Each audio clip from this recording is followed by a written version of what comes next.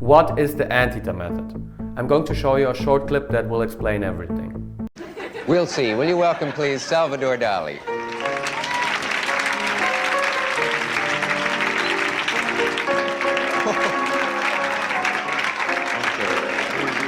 How do you do?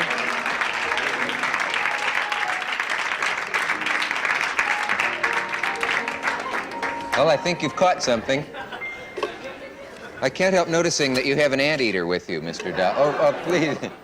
So, the Anteater Method, as I called it, it's obviously a joke, but it is a metaphor for someone, in this case Salvador Dalí, who is truly embodying the most authentic and unapologetic expression of himself, you know? He enters a talk show and he tosses an anteater to the ground. Like, that's so funny that I just had to make this video.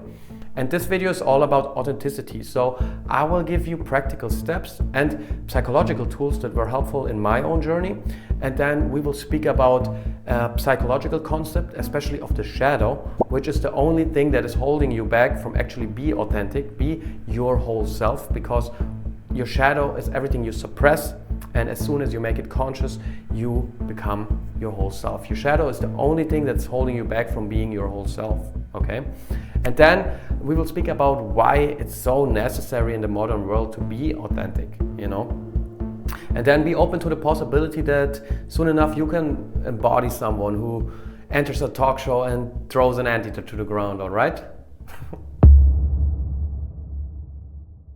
When you're truly authentic, you're a little bit crazy.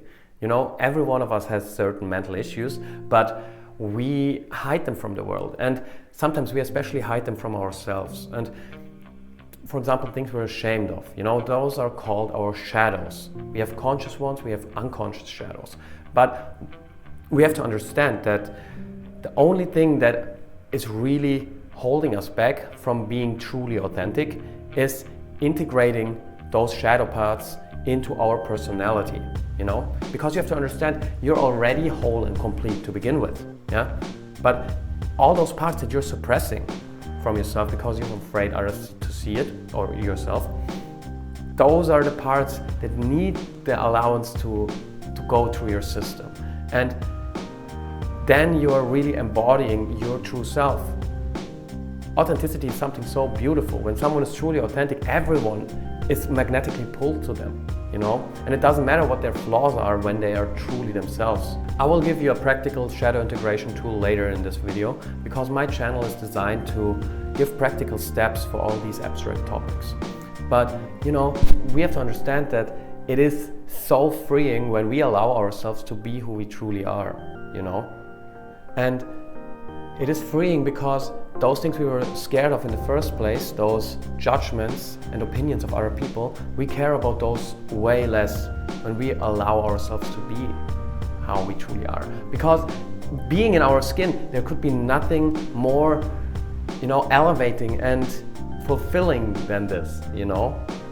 The truth is, authenticity is polarizing, and it will polarize a lot of people away from you, which is all right. You know, you don't want anybody in your life that is not resonating with your true expression, you know? When you stand in your truth and, you know, it pushes people away, so be it, you know, then you don't need them in your life. And if they judge you, what they probably are going to do, understand it's mainly projection, yeah, especially from people they don't know you. Yeah, check YouTube comments, you know, from those people you can read into their characters so much, you know, it's just such a sad existence. But, you know, it's just pain, you know, and the only way how those folks are able to deal with it. But, yeah, it has nothing to do with you. You know, those are their shadows, and there's unconscious parts, but I am promising you, when you are becoming the most authentic part of yourself, so many people will love you, and the depth of the relationship is just unparalleled to what you experienced before, yeah?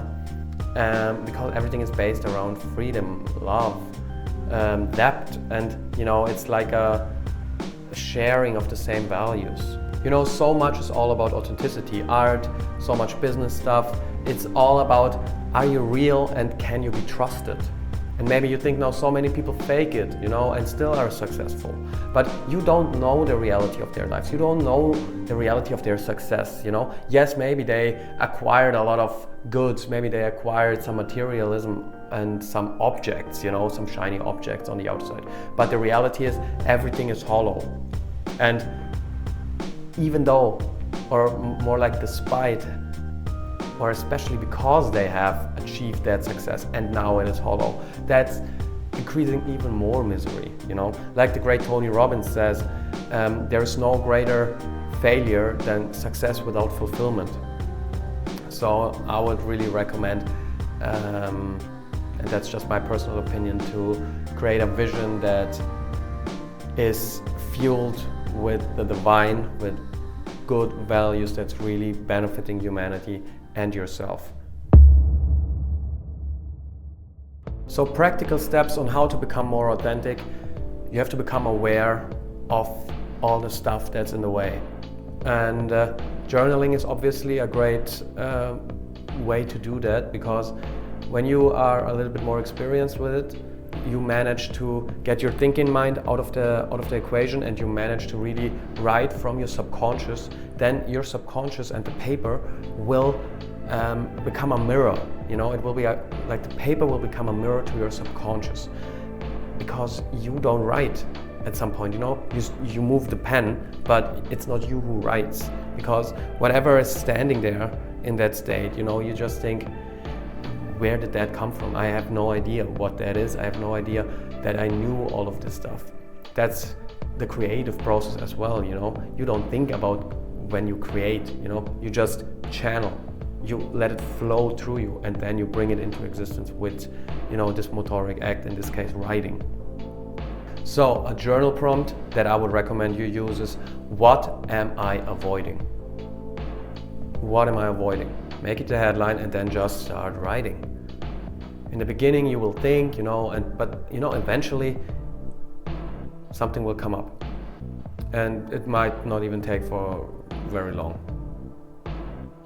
And then another thing that works for me is the tools, the psychological tools from Phil Stutz. You know, he's a brilliant psychiatrist, super badass guy. I'm really fond of him. And he has this shadow integration tool that I used every single time before I went on stage when I did stand-up comedy back in the day. And those few times when I forgot using it rightly before I went on stage, I could feel the difference in my stage presence, in my confidence, and it was just like, you know, some element was missing. And the tool is going like this, all right? You close your eyes. It's a tool with visualization, all right? So you close your eyes, you imagine your shadow, okay? If you're not good with visualizing, just give it a try, you know. In the beginning, I couldn't see the shadow either, but after a time, you know, it became more clear and clear and clear. So just close your eyes, visualize your shadow, and feel a bond between you and him or her, all right? And then you ask him, what do you need? Where have I been? Where have I wronged you? And then listen. You know, it's one of those entities within you. You're like your inner child, and you have to give it some attention, and you have to give it some space to express himself, and then you can integrate it better into your whole being. You know, because it's part of you.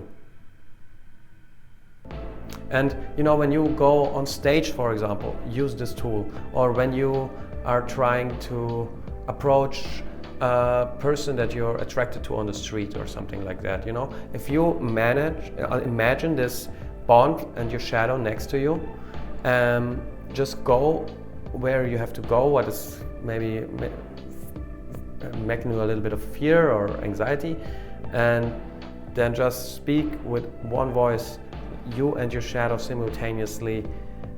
Listen to me. Yeah, say this in your head simultaneously with your shadow before you go on stage, or before you approach a nice girl or a nice boy that you like. Okay, and then see how different your whole vibe becomes. We can feel the authenticity in other people, and we tend to trust it because a person who's truly authentic trusts himself or herself, you know, and there comes a real confidence with it. So even though the person has maybe different values or different opinions from us, we still tend to trust it because this authenticity is just so magnetic. I mean, think about comedians, for example. They are on stage, they say super evil shit sometimes, but we know they're only joking, you know. And in comedy, it's all about authenticity, being authentically yourself. It doesn't really matter what you say then, you know, because you're embodying your truth. For example, there is this video of a comedian called Tim Dillon where he explains how he screwed up people when he sold subprime mortgages, you know, back in the day. And even though it's so immoral, it is for me literally the most funny video on YouTube because it's just such a funny embodiment and it's truly authentic. So I really shouldn't lead you to different channels, but you know, from my own perspective, I want to keep you on my channel. But I would recommend watch this, you know, because it's so funny. Anyway, guys, that would be all. If you are not interested in that other video, check out mine other video that I'm going to prepare for you. I will make anything up here. I don't know yet which it will be, but it will be something good. Anyway, goodbye. Thank you for watching. Namaste.